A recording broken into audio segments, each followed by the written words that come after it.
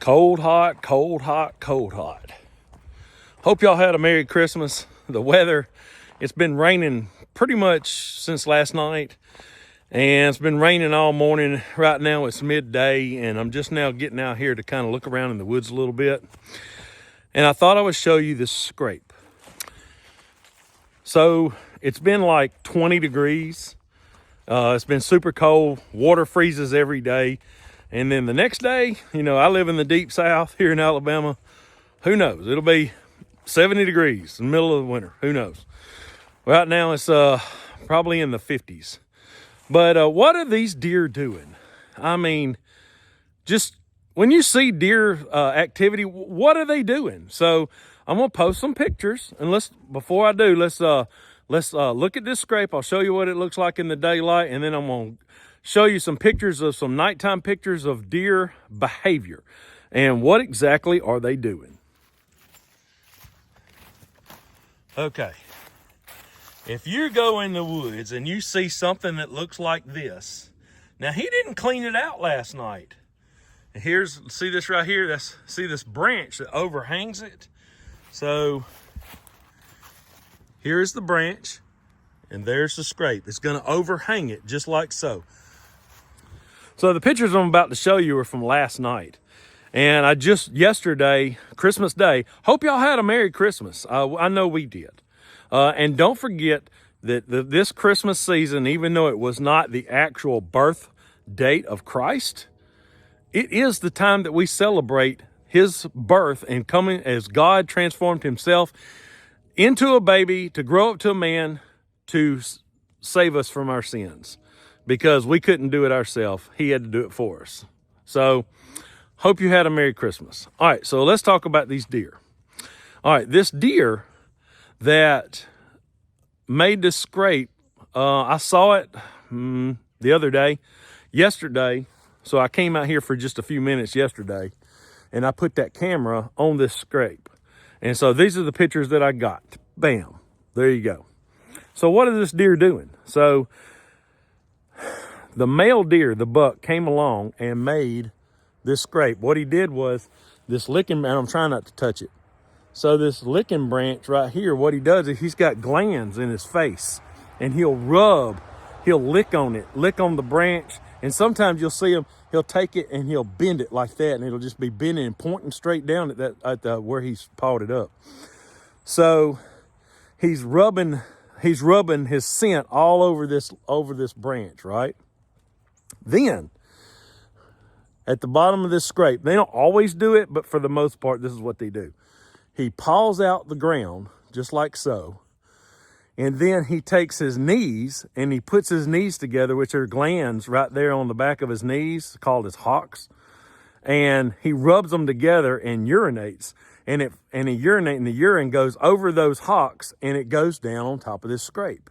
And so that is telling the other bucks in the area that this is his area. Now, another bigger buck may come along and decide, no, that's my area and we're going to fight. Then that's okay. But for the most part, that's what he's doing. Okay. Here is a picture of doe. And not just one doe, several does. Doe comes along and what she does is she goes to the scrape and then she has glands too. And what she does is she rubs her knees together and urinates on top of the scrape also. And then she also smells the licking branch. And what she's doing there is she's smelling what deer made this scrape. So because he rubbed this licking branch right here, what he did was like I said, he rubbed his scent all over this licking branch and put his glands all over it. And then she's smelling that particular deer saying, okay, this is the buck that's claimed this area and this is where I live. So they're identifying each other through these markings. So then the buck comes along, he comes back. And so he comes back to this scrape.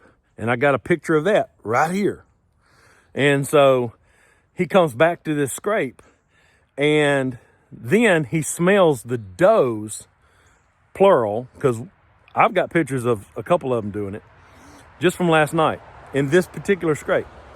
And what he does is he's smelling what doe came here.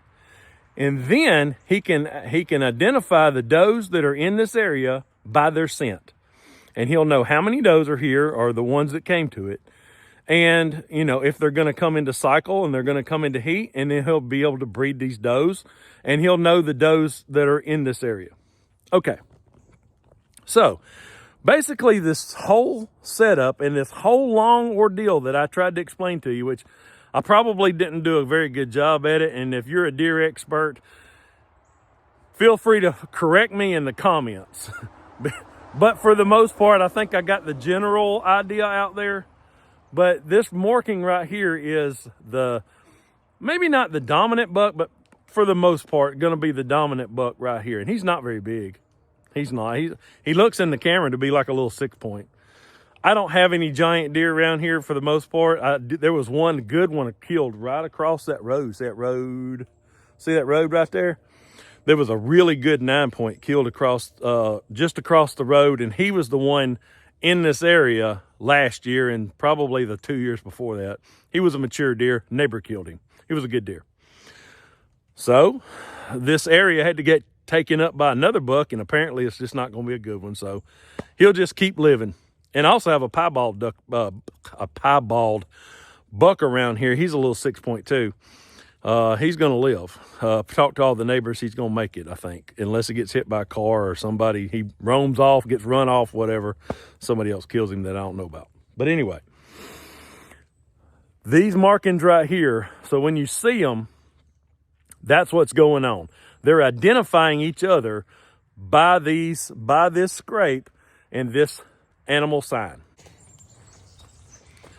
So now that I've told you the basics, and like I said, I'm no deer expert, don't get me wrong. I've got you the basics of what the deer are doing. Well, now it's time for me to, I have one child at home, and of course, you know, presents and paper trash and all the things from Christmas. And had grandkids over yesterday. Well, I've got a whole truckload of toy boxes and wrapping paper, and let's set it on fire before we get out of here. See, all this is wrapping paper and box trash. I have to go through it and get the plastic out. I'm not gonna burn plastic out here. Look at all this. And I burned another one yesterday. This was from the second go around. Take the old trusty torch.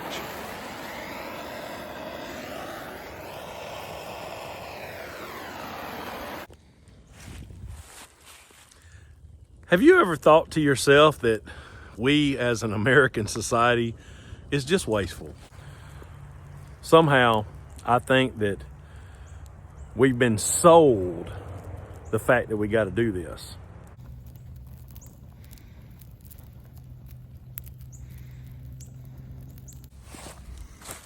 Anyway, that's all I got. Don't forget to like, share, and subscribe. I'll see y'all next time. God bless.